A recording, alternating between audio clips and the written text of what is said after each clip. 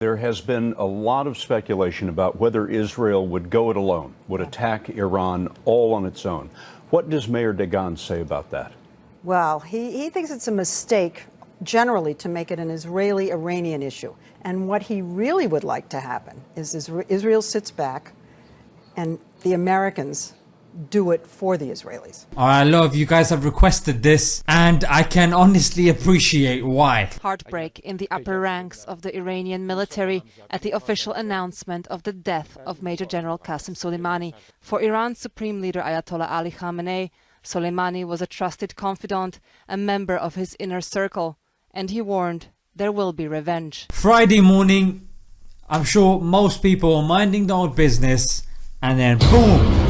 On Twitter, World War III starts trending. Iran starts trending. First of all, some of you guys watching, you probably don't even know the significance of Iran in the first place.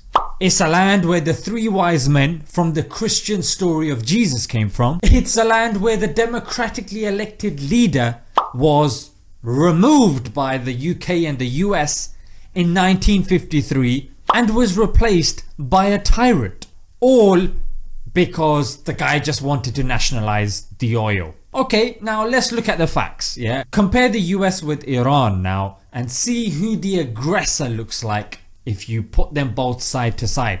First of all, here's the countries that they have interfered, bombed in the last 60 years. As you can see, the US is coming out looking quite bad. Here is another statistic about the military expenditure of both nations. And here of course is the amount of military bases that are surrounding Iran. If you were of course to flip this, how bad would it look if Iran did the same thing around the US? And not to mention Iran had a nuclear agreement with Obama. This was endorsed by the UN and of course other nations as well. When Trump came into power, he voided that nuclear agreement. Why? I mean, according to experts, Iran hadn't violated anything, but on top of that, sanctions were put on the country, which is just fancy for... 1 year ago today, US sanctions against Iran over its nuclear program were reintroduced. That means the US punish everyone who trades with Iran, which forces the country to go down economically. And because the people of any country are, you know, not quite intelligent, if their day-to-day matters are affected, they get cheesed off by the government. So the US was hoping that if they were putting enough pressure on Iran, then one of two things would happen. Either the own people would revolt against the leadership, or the government would be forced to come back on the agreement table and accept unfair conditions. Okay, so why has the US attacked them?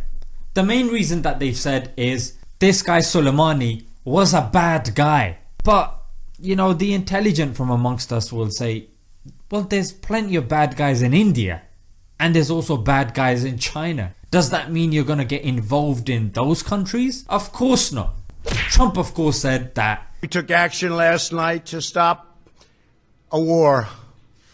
We did not take action to start a war. You don't go to somebody, punch them in the face and say, whoa, I did that to avoid a fight between us, yeah?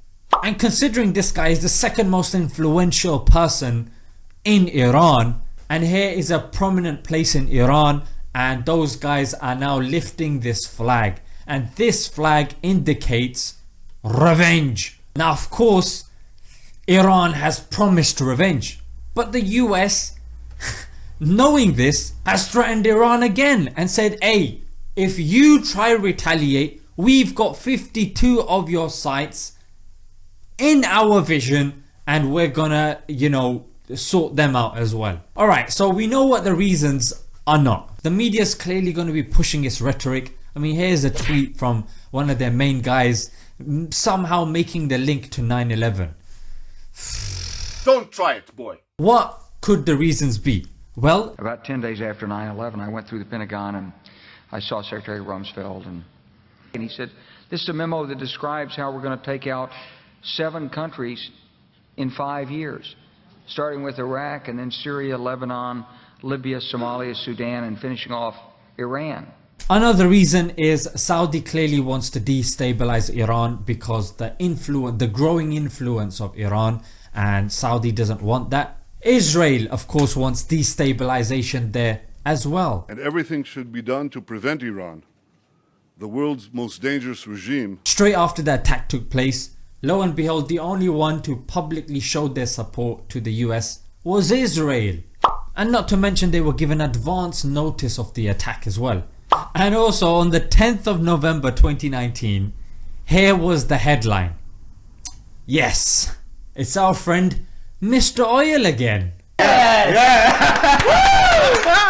Yes! Hell yeah! And another reason that experts have said is there is impending impeachment and an election coming up, and naturally if they interfere with Iran, the leader will be made to look in control and powerful and useful. And in Trump's own words, when Obama in 2011, when he had a beef with Obama, that's exactly what he was saying. Our president will start a war with Iran because he has absolutely no ability to negotiate. He's weak and he's ineffective. We have a real problem in the White House. So I believe that he will attack Iran sometime prior to the election because he thinks that's the only way he can get elected. Isn't it pathetic? And not to mention, of course, Trump knows the conservative Christians are gonna be behind him. Obama sent them cash. President Trump turned them into ash. Trump, his name is Donald Hitman Trump. The terrorist killer.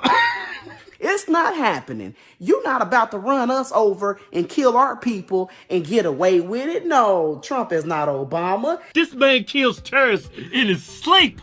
If he just makes it out to be some Christian thing and how God is on their side. And I really do believe we have God on our side. I believe that. I believe that. So what is next? Well, if Iran retaliates, it's going to retaliate on the US military bases. Now there are certain military bases in Arab countries as well. And if an attack happens in an Arab country, then it will cause infighting between the Muslims.